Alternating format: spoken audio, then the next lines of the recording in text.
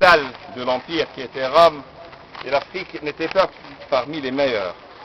Pour la simple raison qu'avec Maximin, d'abord, cette histoire de Maximin n'a aucun rapport avec la construction, et dire que c'est Gordien qui a été à l'origine de la construction en 230 et quelques, pas du tout.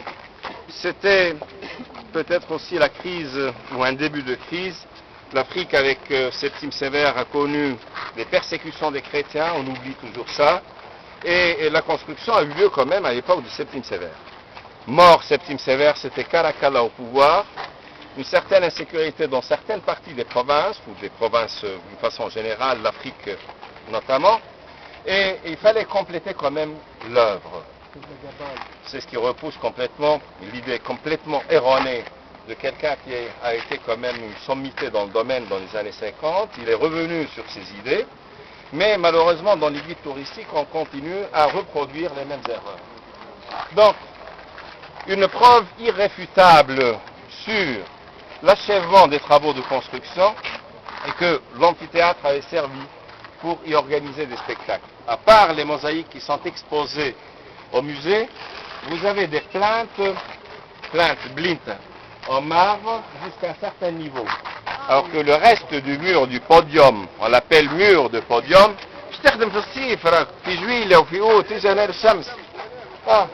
donc on a trouvé un système ingénieux dans un revêtement en stuc qui imitait, vous avez encore quelques fragments en place, qui imitait la couleur du marbre, de façon à ce que le spectateur qui était placé de ce côté ou vice-versa de l'autre, à voir de loin le mur du podium, il paraissait de voir du marbre partout. Vous voyez, c'est la couleur du marbre que l'on trouve sur ces fragments de stuc peint, encore ici.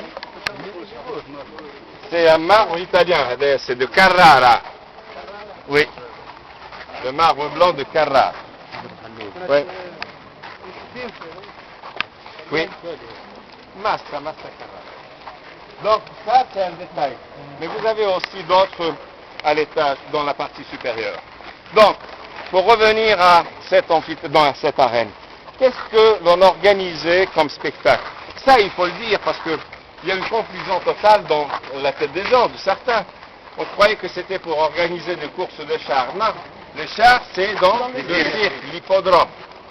Le théâtre, c'est pour les spectacles d'autres types. Et là, c'était pour des combats, différents types de combats, chasse et des gladiateurs opposés les uns professionnels, bien sûr, opposés les uns aux autres.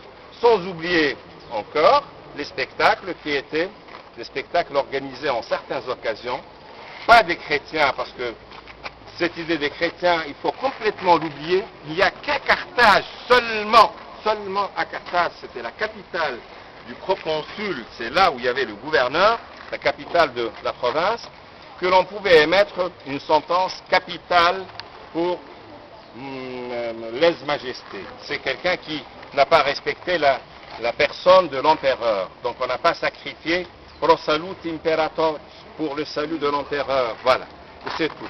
Donc, dans les cités de province, c'était des criminels de toutes sortes qui étaient condamnés à mort et jetés dans cette fosse, et on organisait, en l'occurrence, des spectacles. Monsieur, l'heure du spectacle, monsieur, la fourchette, l'heure du spectacle.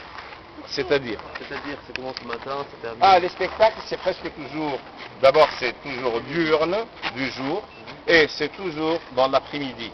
Parce qu'il faut donner le temps aux gens qui venaient même des campagnes pour assister. Puisque c'était, et d'ailleurs c'est simple à deviner. Le soleil se lève de ce côté, se couche de celui-là. Donc les seigneurs et les notables étaient placés de ce côté à l'ombre. Ils ne pouvaient pas s'installer l'après-midi de ce côté au soleil. Imaginez notre président ou le ministre de la jeunesse et des sports assister à un match, là, monsieur Sarkozy, en plein soleil. Bon, Sarkozy, il aime bien être bronzé. Monsieur, dans les combats des gladiateurs, on ne peut pas avoir des matchs nuls. L'achèvement de tout affrontement, c'était la mort. Ou bien la mort, ou c'était, disons, la grâce, mais après demande, bien sûr, aux spectateurs.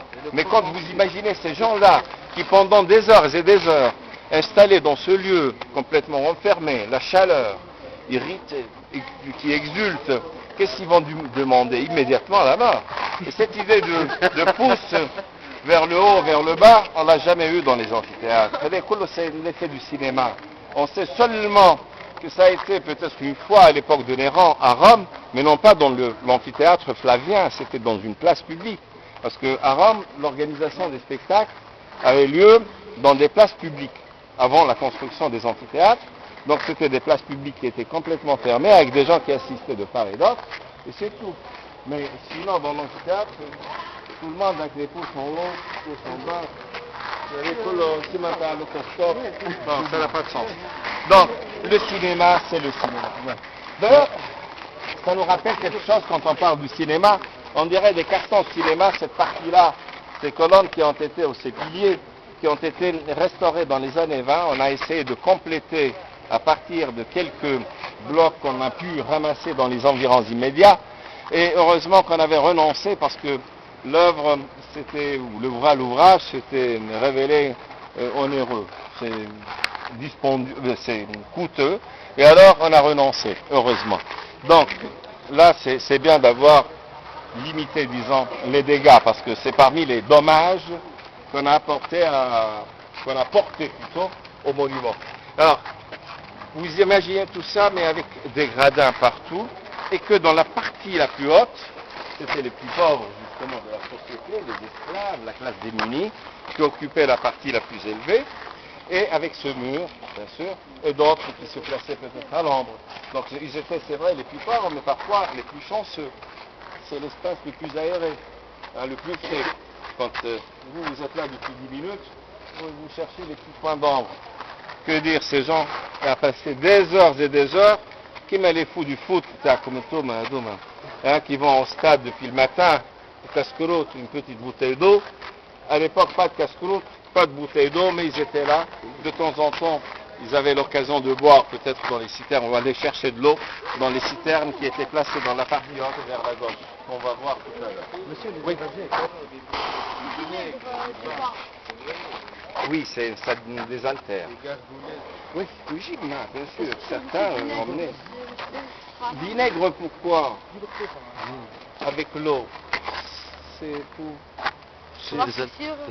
Et c'est mieux quand il fait chaud. D'ailleurs, encore dans les campagnes françaises de sud, dans les campagnes italiennes, du vin de mauvaise qualité mélangé à l'eau.